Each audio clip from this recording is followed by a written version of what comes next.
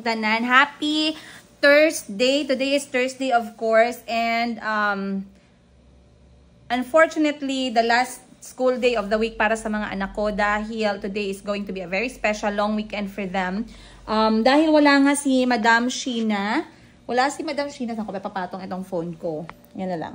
Dahil wala si Madam Sheena, guys, at wala pong nagbibisita sa kanyang farm, as you all know, yung pinupuntahan namin na bahay kubo niya, and na-miss na namin yon. I decided to cut the week short sa mga anak ko, and I will take them to the farm. So, I planned everything out, and Thursday and this weekend, my kids and I are going to stay sa bahay kubo ng aking eldest sister na si Madam Sheena.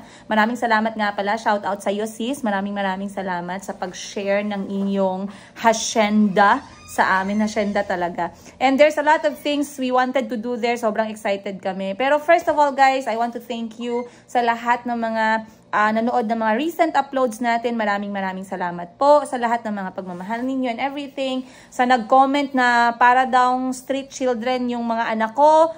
Maraming salamat sa iyo. I take that as a compliment. I'm so happy na sinabi mo yung word na yan kasi para sa akin, there is no smarter than the kids who are in the street. Okay? I'm so proud. At napansin mo yan sa mga anak ko, even if you go to Africa, even if you go to other places, there is something that the street teaches you that you can't learn anywhere else. Alright? So for my children to be called street children,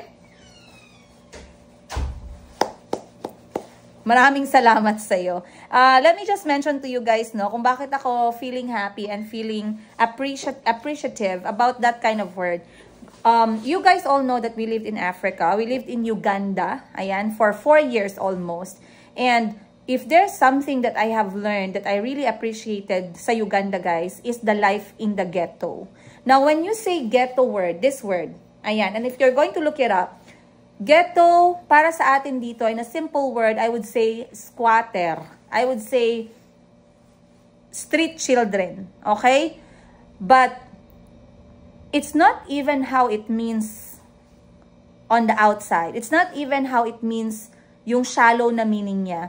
But try to look at it. Pag nakita nyo yung mga bata na laking kalsada, pag nakita nyo yung mga bata na laking ghetto sa Africa, you will understand why I am this proud. Kids in the ghetto can play sports like hell. To be honest with you guys, and that's the real word of that, okay? I'm not even saying it like understatement. These kids from the ghetto can play sports like nothing. They can play sports without the proper gear. They can play sports without shoes. They can run. They can throw heavy stuff. They can survive a day with a single meal on their belly. Ganun katigasin, guys, ang mga batang ghetto, ang mga street children, okay? They are also very sympathetic towards others kasi they know how it feels to have nothing. They are very appreciative. They are very grateful, extremely grateful for the small things na binibigay sa kanila because they know how it feels to have nothing. I met the ghetto kids, guys, and I know you guys are familiar. Those ghetto kids that are dancing and giving Africa a whole vibe, a whole name. They are also from the ghetto, and look what they did for the continent. These are the kids na walang mga magulang. Ito yung mga bata na halos walang matulugan. Ito yung mga bata na hindi nakakatikim ng KFC.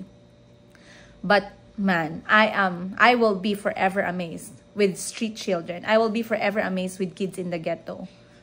And yung mga anak ko na nagsa-soccer, sila Kuya Nasri, si Muhammad Ali, and si Kuya Kahil, when they were training soccer, there were ghetto kids na nakakalaro nila. They were a scholar of the soccer academy. And every time, guys, na meron kaming soccer schedule, like over the weekend, I watched those kids play. And I couldn't be more than amazed. Amazed is even an understatement. These kids are almost unbelievable, guys. Ang bilis tumakbo, ang galing sumayaw, ang galing sa sports, And ugali-wise, I would say that they have even better manners than those kids that sometimes, you know, educated or went to school. And that's when I truly appreciated na paglaki ka sa hirap, paglaki ka sa sacrifices, paglaki ka na halos walang-wala ka, it makes a lot of difference to you as a person. So, I was happy. I feel happy and positive. Dun sa nagsabi na parang street children daw yung mga anak ko. And of course, may nagsabi din nga pala na ako daw ay nanay na layas, gala ng gala, and iniiwan ko daw yung mga anak ko sa mga katulong. And I'm like, I think this person woke up today and decided to watch my videos, like maybe the past 4 videos. She doesn't know anything. But anyway, like I said, her comments made me happy, and I am grateful she said that. I feel like I am on the right track. Natawa lang ako, guys. So, anyway, let's go back sa araw na to. Ako nga po pala ay magbebenta muna ng gold. But before that, I got myself ang dami kong chika sa umaga, guys, no? Ayan. So, bumili ako ng kakanin dahil today is gonna be a long morning for me. I got this one. Paborito ko to eh. Ayan. Ito yung gawa sa cassava. So, kakain lang ako nito after my breakfast. Uminom ako ng gamot and then magbebenta po ako ng alahas. And then, half of my day will be spent with my children. Katulad ng sinabi ko, we are going to visit my sister's farm. And I'm very, very excited kung kamusta na yung farm niya. Kasi it took us like a month already or 2 na hindi kami nakapunta doon. So, we don't know what's happening there. We don't know what we're going to do yet. Pero, you know, it's always going to be a relaxing place for everyone. Not only for me, but for the children. Yeah, of course, sasama namin kayo doon, guys. Kaya naku, huwag niyong i-miss yung mga next episodes natin kasama yung mga bata sa bukid ni Madam Sheena. So, kakain muna ako and I'll see you guys on today's episode.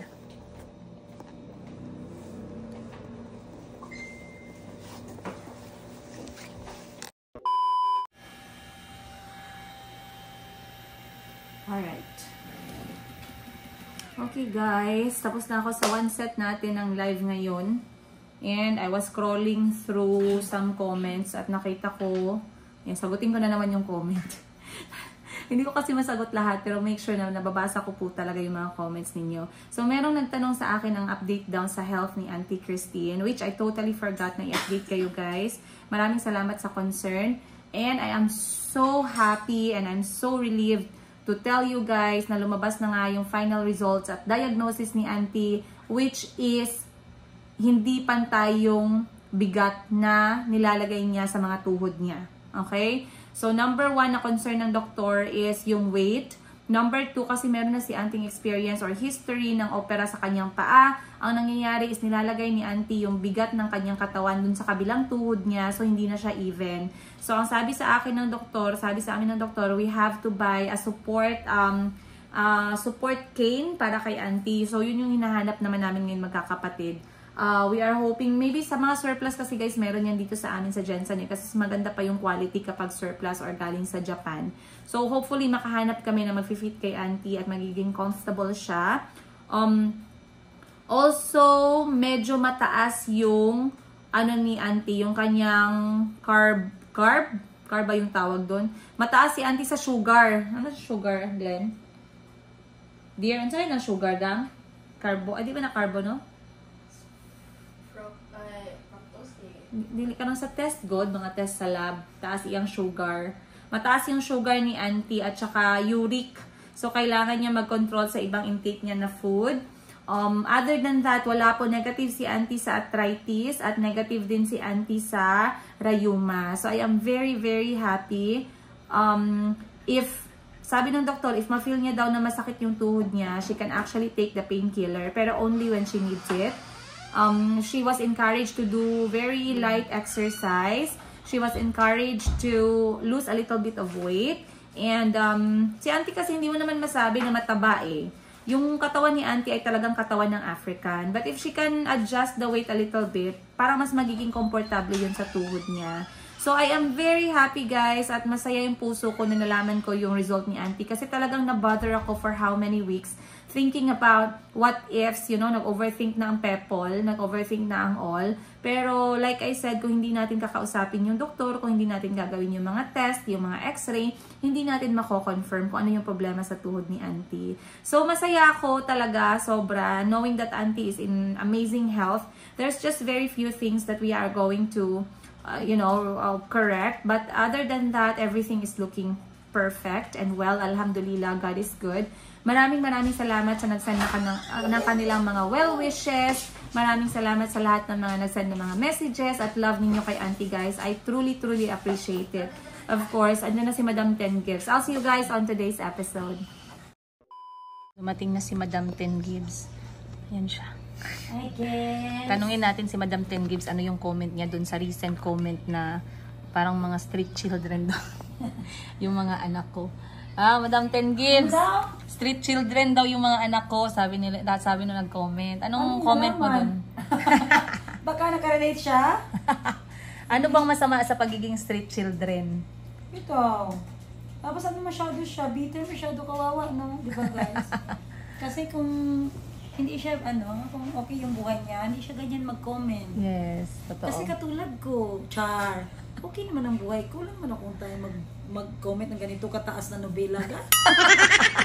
Tapos, ano ba ito gawin? Hindi ko alam saan siya nagahugot ng power na makatype siya ng mga kasi sa palayas daw ako ng layas, iniiwan ko daw yung mga anak ko sa mga katulong. Bakit ano pala purpose? Nang magkatulong tayo guys, di ba para may maiwanan sa bata? Bakit daw tayo nagalayas? Galayas ba kami tayo? ng pera. Kahit nagalayas kami, naghanap kami ng pera. Tapos, ikaw, layas ka ba ng layas, madam? Ay, kailangan. Kung mas layas si Pre, mas layas ako. Kailangan. Nahawa siya sa akin. Yes, kailangan maglayas. Bakit nga? Bakit? Sige, ipaintindi mo nga sa mga judgmental. Bakit tayo nagalayas? Kailangan maglayas, guys, kasi kailangan naming mga ina na alagaan ang aming mental health. Kasi sa mga bata pa lang ubos na. Alam niyo yan, parang wala naman kayong mga anak, di ba? So dapat talaga may time tayo sa sarili, number 1. Kaya nga ang first rule is love yourself so that yourself will love you. Right? Diba? Yes, correct. Tingnan mo ako, grabe ang pimples ko noon. Ayaw kong alagaan ang sarili ko kasi mahal. Oh, ano nangyari ngayon? Di ba inalagaan ko ang sarili ko? It glows from the outside to within. Di ba? Kasi confident ka na magsalita kasi wala ka ng tigit-tig. Kasi inalagaan mo na ang sarili mo. Tapos may isa pa. Ito, tinari ko, ready ka dito. Pag ako daw nagsuot ng mga damit para daw minor, parang ginawa ko daw basahan yung mamahalin. Anong comment mo doon? Sabi naman yun. Sabi naman talaga yung mga basher mo, God. Yes, that's how they speak. Bakit? Na-speech. Bakit sinasabi nilang parang basahan? Na-speechless. Grabe naman, siguro hindi yan maka-afford ng damit. Bigyan mo nga. Sampulan mo nga na mamigay ka ng damit. Sampulan natin. Hingian mo ng address. Baka naman bagong isip niya at ibigay niya ang address. Yes, I like that.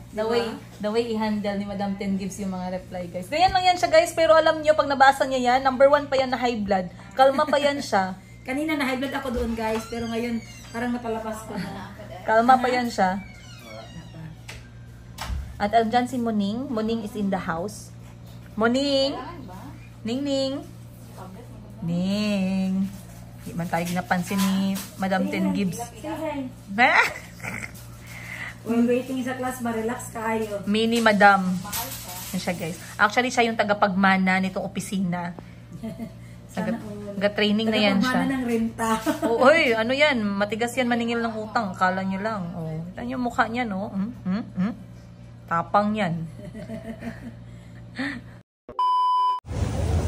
Alright, guys. Hindi na ako nakapag-hi sa inyo kanina. Nag-travel na kami bigla kasi parang babagsak yung ulan. But we are now on our way to my sister's farm. And we stopped dito sa local market ng Polomolo kasi dito talaga kami dumadaan para bumili ng mga kakainin namin sa bukid. Dahil normally wala talagang pagkain doon na nakastock. Nakakahiya naman kung magpapalamon tayo sa mga kaibigan doon na nakatira sa kubo. So yan si Miss Giselle, naka-jacket na siya. Kasi Umuulan, guys. ang balita namin, malamig doon pag walang kasama. Hug yourself. Hug yourself na lang kami ni Miss Giselle. We will hug each other. Kaya lugi si Miss Giselle sa akin kasi ako wala akong laman. Walang kalaman-laman. So, bumili lang ako ng mais, guys. Paborito ng mga anak ko to. Hi! Ayan si ate. Hi po! Thank you! Bumili ako kay ate. Na magkano to, te? 900. 900. So, play sa 1,000. 3, 6, 7, 8, 9. Thank you. Bumili ako ng mais, guys. And then, hindi na ako bumili ng itlog pugo. Alright, bye-bye! Bye-bye. Next nating bibilhin ay isda. And then, tawag nito, gulay at saka ano na lang. Ito. Bili tayo dito ng gulay at saka mga ingredients natin, mga sangkap. Ay, kita nyo naman guys, ang sarap ng mga gulay. Sobrang presko! Sarap. Alright, bili lang tayo, Miss Giselle. Ano kailangan natin? Ampalaya. Ay, wag na lang ampalaya. Yung mga masarap pang ulam ba? Yay! Finally, nakaabot din kami guys. Bago kami abutan ng ulan. Pero tingnan nyo naman ang nadatna namin. Mabigat na fogs. Oh my goodness. Pero dun siya papunta. And as you can see, merong pagbabago sa area na to. They are trying to plant Chinese pechay. Wow! Pero mga family na rin yan, mga relative din yan ng mga caretaker sa farm ni Madam Sheena. So Ma'am Sheena, if you miss your farm, this is how it looks like right now. Ayan, bukas na tayo iikot. Wow, ang daming durian na. And then, tingnan nyo guys, ang rambutan na ilang buwan kong inaantay. Ready na talaga. I-zoom in natin. Ayun. O in fairness, hindi siya masyadong mapula ha. Pero sobrang sarap at sobrang tamis niyan. So, bukas ka na lang kapag hindi umuulan. And then, tingnan natin ano yung mga pinamili namin guys. Papakita ko sa inyo. We miss the bukid. Woo! We miss Ate Olivia. We miss the kugon. Pugon di ay. Wow, na high-tech na dito. Maraming salamat sa mga dinagdag nyo. Char. Pero, dito papakita natin, Ate Olivia, buksan natin ano yung mga pinamili namin from the palengke para sa ating pagkain sa 3 araw. Meron tayong kape. Ayan, meron tayong tilapia. Yan. Dito guys, salo-salo kami dito. Ito, mamo. Ano yan? Wow, ayun, masarap iprito, no? Tapos meron tayong bigas. Hindi mawawala ang kanin kasi kanin is life. Ayan, meron tayong kanin guys. Bukas ng umaga, ay ngayong gabi ang lulutuin natin Ate Olivia ay monggo na merong gulay. Ito yung gulay Ate Olivia, oh. Tsaka dahon din monggo, then pritong isda. Yan yung maliliit ito oh. Itong maliit na isda. Iprito natin, yan. Partner nung monggos. Yes, monggos. Tapos, bukas ng umaga Ate Lib, mag-ano lang tayo, tinapay, saging, kape, tsaka Milo. Bukas ng umaga. Sa tanghali, yung ating, sana yung yung shrimp na maliliit. Bumili kami ng shrimp na maliliit guys kasi parang masarap ikain nun eh. Sana yun gang? Yung shrimp na maliit. Nandun siguro sa cooler gang, ice box. Yung turnos ba tawag mo dyan? Hindi. Yung maliit na shrimp, gagawin nating torta. Partner natin doon, adobong sitaw naman, te. Ayan, yan. Ito. Pwede na yan. Maganda na yan siya. Partner natin dyan, te, bukas ng tanghali, adobong sitaw. No? May itlog, at saka crispy fry. Ang itlog, hindi ko alam, parang nabasag.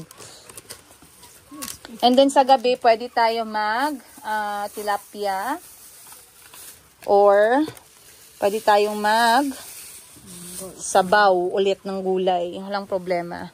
So, ito yung napamili namin kanina sa palengke, guys. Kapag pumupunta dito, kailangan bumili tayo ng mga ating lulutuin para naman masarap at masaya yung kainan. So, meron kami ditong pang-tortang talong pala, oh. Ang sarap.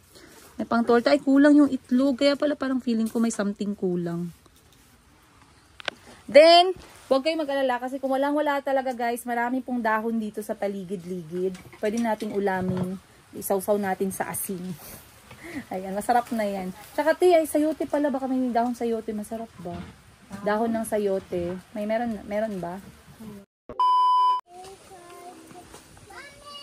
Punta tayo dito guys. Hinahanap ako ng mga anak ko pero sumaglit lang ako dito muna. Kasi gusto kong lapitan tong puno na matagal ko nang binabalik-balikan at never ko talagang nakita na huminog yung mga bunga. At ngayon sobrang saya ko kasi syempre nandito siya sa harap ng bahay ng ate ko kahit nasa labas ng bakuran. Matik na yan. Matik na yan. Ayun pala si Jasmine. Si Jasmine. Dito tayo. Ay, ang sarap mag-set up dito guys ng camping chair. Tapos abot kamay mo. Wow. OMG. I'm speechless. Kailangan kong kumuha dito and then direct sa bunganga. Oh my gosh, ang ganda. Guys, look. What?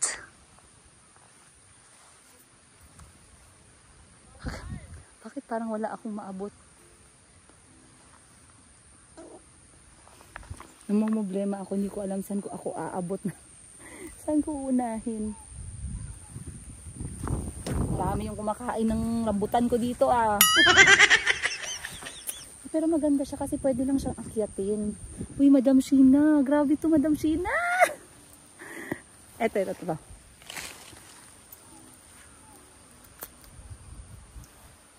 Grabe. Iba. Ito talaga ilang araw, ilang gabi ko itong pinapanaginipan. Kaya mo yan. Baba lang yan.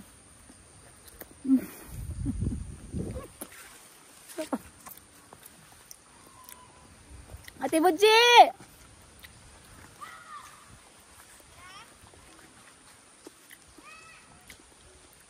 Chico! Guys, look. Salamat Lord.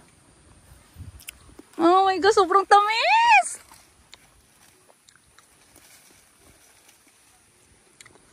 Yeah, parang gusto kong tumira sa puno. Hindi ko alam saan ako unang kukuha. Yun na lang. Masyadong mataas. Dito na lang tayo sa baba kahit na green. Sige, go. Not durian, rambutan. Ha? Chico, look! Chico, come! Chico, pick your own fruit. Yes, I planted this last year. And now, it's here. Chico, look. What? Wow. Patanggala si Chico, Gambi. Karangat, araw na medyo yellow. Oh, Chico, this one. Not that one. It should be yellowish, like this. Okay. Chico, your turn. Calby, look for yellow ones there. Bobby. Yeah, that one. Wow, I cannot. Be strong. Good. Calby, diretso sa bulsa. Si Calby, diretso sa bulsa. Anak, the yellowish one, okay? Ayan na, hindi na kami natagalan, guys. Hindi man na kami nag 10 minutes. Diretso agad kami sa puno ng rambutan. Wow, my goodness. Ang daming bunga. Uy, kailangan daw natin ng box, guys, para sa durian. Wow, Calby. Let me try and eat. I'll open. Apo, wait lang. Wait. Here.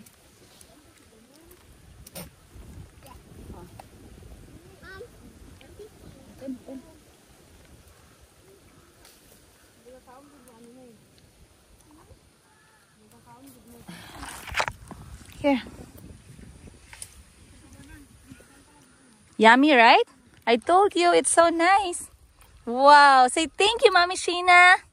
Thank you, Mami Sheena. For rambutan. For rambutan. Salamat po. Salamat po. Masarap? Say, masarap ba? Masarap, Chico? You like? Get the yellowish one, Bobby, and put a lot in your pocket. Auntie Christine will like some. Grabe si Calby, guys, oh. Matalinong bata, diretso sa bulsa. Ayun, oh. I cannot, Mom. Where? You want me to help you open? Guys, yan si Miss Giselle. Ganyan yung mga gusto ko sa staff ko, yung makapal ang mukha. Yung hindi nagpapaalam. O, tingnan nyo si Ate Budji. Smile lang yan, pero yung isang supot, dadalhin yan sa balot.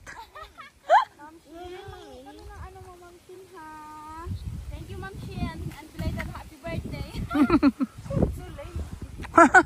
September, happy birthday.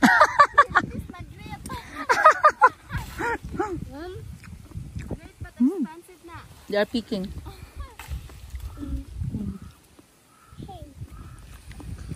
Open. Alright guys.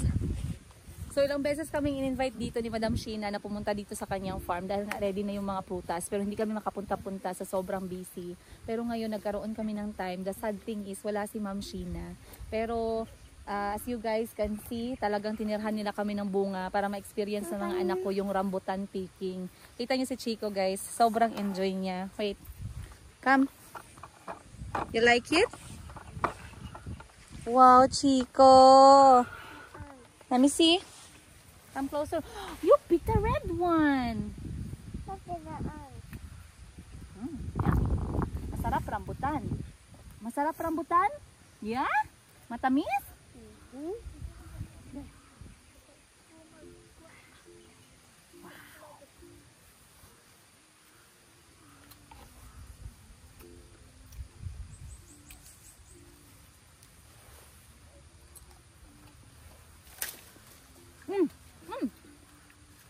A red one.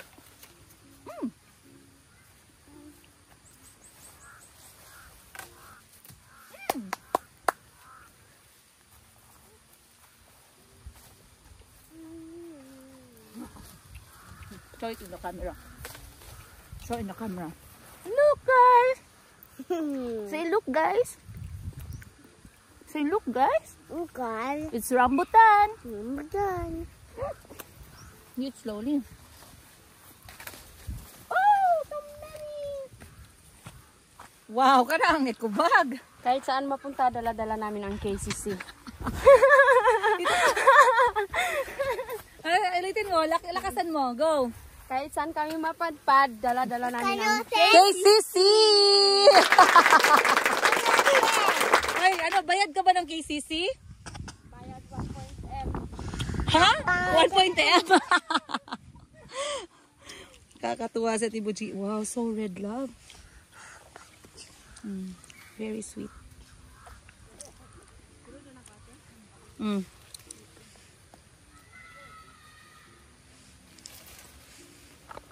Asa si Calby? Ma'am Sheena, ang sarap talaga ng ano mo, ng rambutan mo. Sabi nila pag may masarap ka daw na prutas sa bakuran mo at matamis, ibig sabihin daw nun, maganda daw yung ugali mo. Saan banda sis? Saan banda maganda ang ugali mo sis? Joke lang. Salamat sis, we miss you. Uwi ka na sis, di na kami galit sis. Ang sarap ng rambutan mo. You going? Why? You're finished? Si Chico guys, pakanta-kanta pa yan oh. Kami dito nagpapakaalipin dahil kami ay patay gutom sa prutas. So, ang ginagawa is merong taga-sungkit and then merong taga-pulot and then merong taga-kain. Ako yung taga-kain. Ito, meron marami.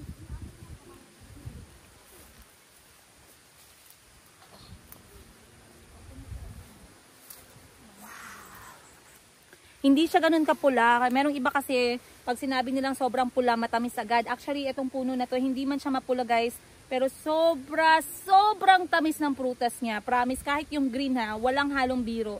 Si Chico nakakaubos talaga ng isang supot ng rambutan. Ganun siya katakaw pagdating sa prutas. Sa amin talaga sa mga anak ko, siya yung pinakamatakaw sa prutas, siya kasi Ali. So, ang daming bunga. Dapat lang patient ka kasi pag kinuha mo siya, minsan hindi naman siya grupo-grupo tag-iisa. So, dapat patient ka, dapat maganda yung panahon para ma-enjoy mo yung pagpipitas. So, kahit isang puno lang, makakaubos din tayo dito ng siguro mga 1-2 oras bago kami makalikom ng isang supot. Tamang-tama. Para lang naman sa amin to Walang para kay Madam 10 Gibbs dito kasi hindi naman siya sumama. So, hanggang tingin lang siya dito sa vlog na to guys. Akala niya bibigyan ko siya? No.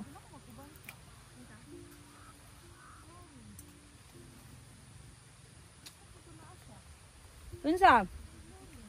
10 Gibbs? Dapat. Itong dako. Ha? Baliktad lagi na. Hala? Oh, bakit? Ano? Oh! What? Tawaga. 1. Kita mo ita.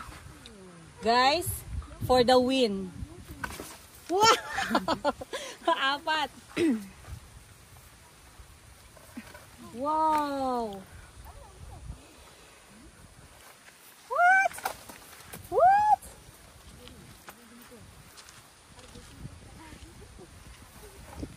Parts, ayaw ka kulba, insured ka.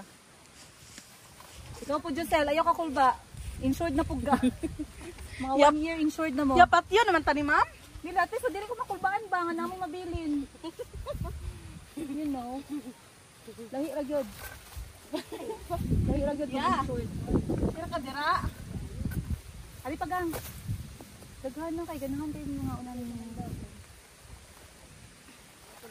Grabe guys ha, in fairness, hindi naman siya ganun kahirap kunin.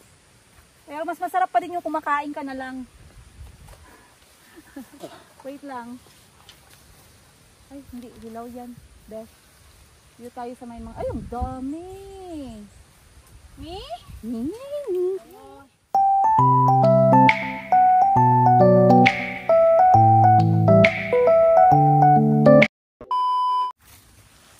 Okay guys, akala ko mag-warm up muna kami dito. Hindi muna kami, medyo hiya-hiya muna ng konti.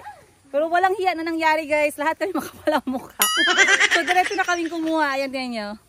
So eto medyo nasa mataas siya na part. So kailangan gamitan ng sungkit. Pero sobrang satisfying na makakuha ka ng sarili mong prutas and then kakainin mo, di ba? Parang iba talaga. Sa lahat ng mga OFW dyan na namimiss yung rambutan at namimiss ang buhay Pilipinas, sana nag-e-enjoy po kayo sa vlog natin na to at let me know what you think.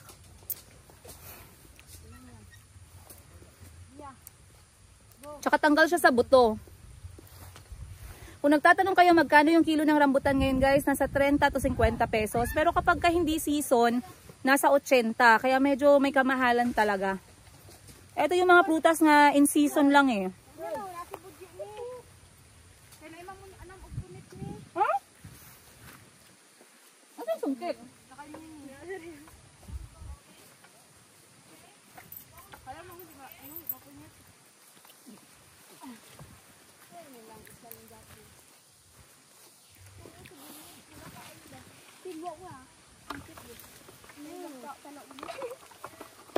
Minsan nagkakatawa. Inakilig si Jasmine.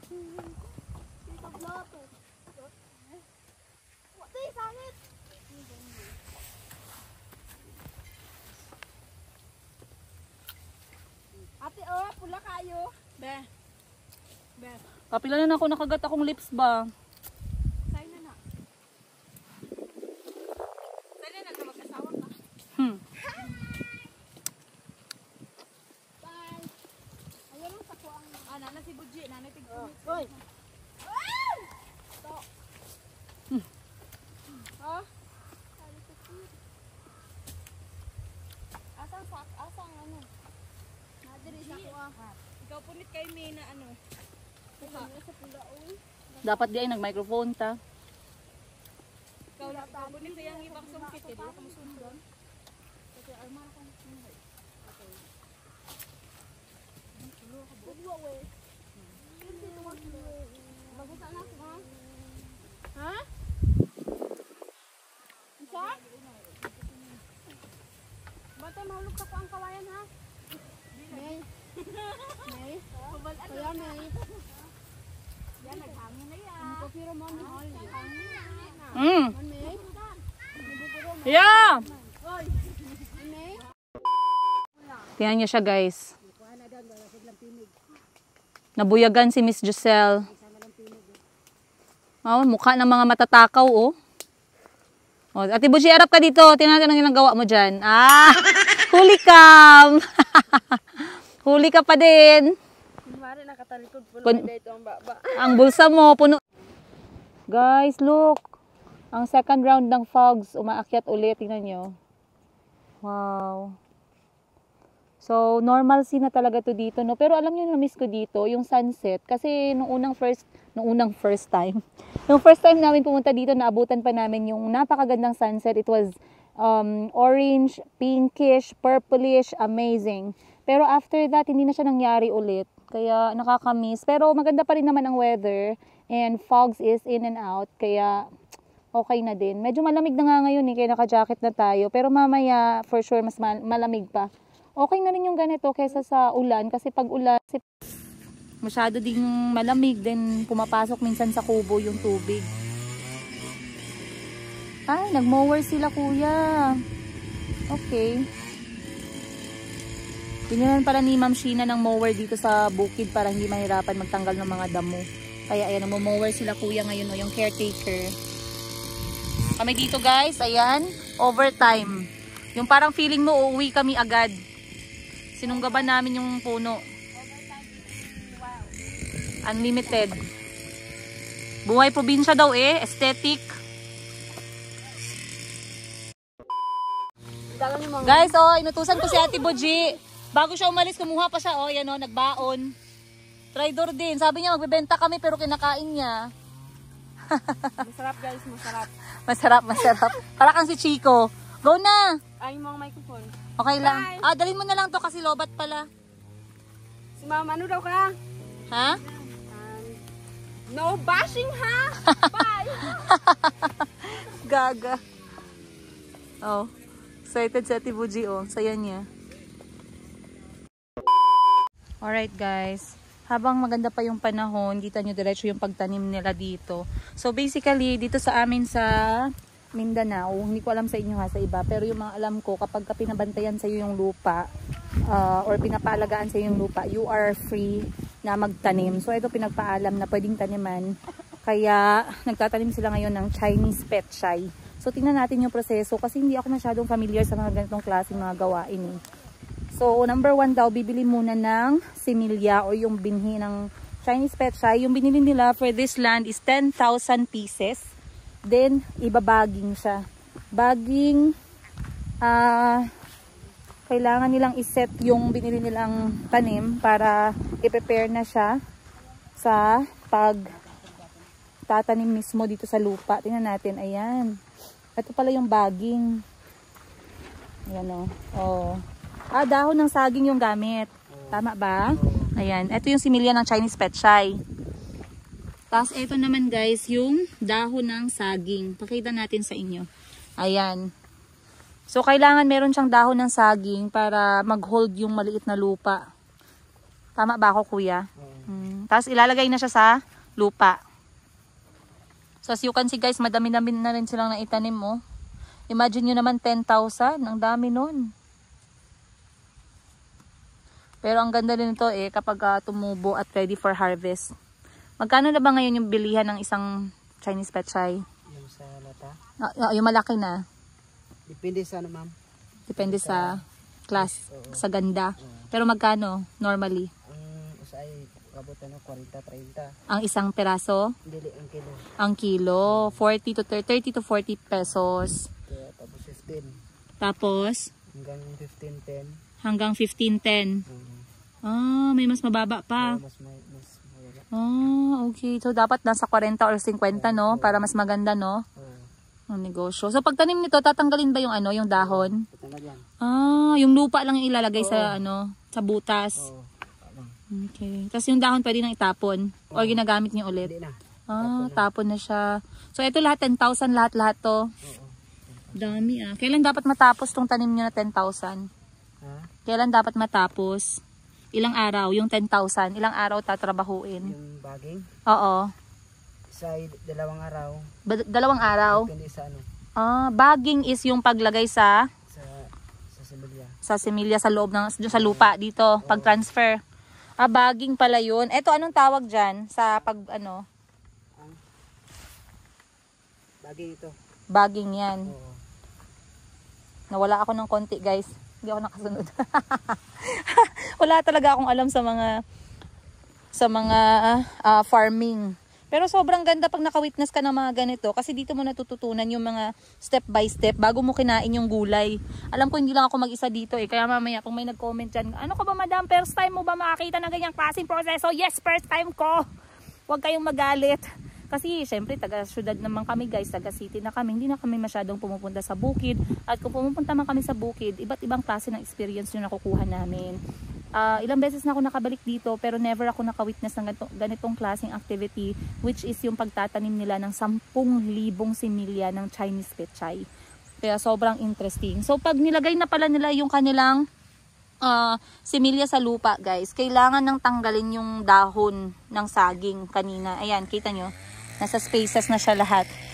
Grabe no? Ang dami, mano-mano. Ilan silang nagtatanim? 1, 2, 3, 4, 5, 6, 7. 7 tao. Sobrang dami nito eh. Kasi imagine mo, kung ako lang siguro mag-isa, naku, baka 3 ganito lang, lunchtime na agad ako guys. Pero, the weather is still pleasant. Ayan, nagmo-move na naman yung madilim na ulap. And the kids are also okay. They're enjoying. Nasa loob ng kubo. Naglalaro sila ng chess piece. While, nag-ikot-ikot ako ng konti. Kasi, alam ko magugustuhan ng ate ko itong aking episode na to. Dahil namimiss niya itong kanyang bukid at ang kanyang kubo. So, dahil sip-sip pa ko na kapatid at nasa Thailand siya at kailangan ko ng bagong perfume. Okay po. Sis, 3 perfume lang sis. Sis, please. Alam mo naman yung mga gusto ko na scent. Sip-sip talaga. Ang dami pang bunga guys. Wow. Ayan pa, marami pa siya oh.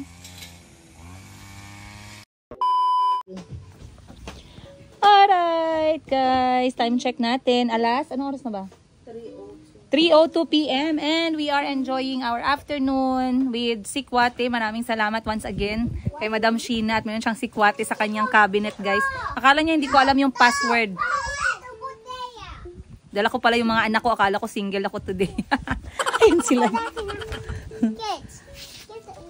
So, nabuksan natin yung cabinet, meron Sikwate, kaya nagpatimpla tayo. Perfect for this kind of weather.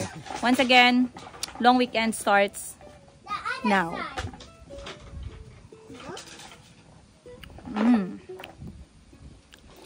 Alam nyo ba na hindi kompleto yung Pilipinas or yung trip nyo sa Pilipinas pag hindi kayo nakatikim ng Sikwate? Kaya make sure guys, mga OFW, pag nakauwi ulit kayo guys, sit down and enjoy a cup of Sikwate or cocoa drink. Cocoa drink. Kasi sobrang sarap niya talaga. Malalasahan mo talaga yung Pinoy, yung Pinas. And shout out nga pala sa ating cup na gawa sa niyog, yung bao guys. Wala na talagang mas aesthetic pa dito. Kung aesthetic lang ito, napaka-aesthetic na talaga.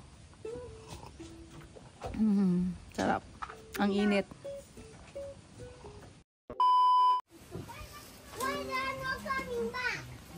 They have to go back to their hometown.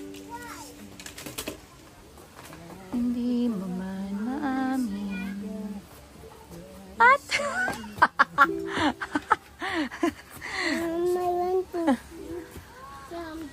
Durian? I want to eat some durian, ma'am. Apo, bukas na lang. It's too sharp.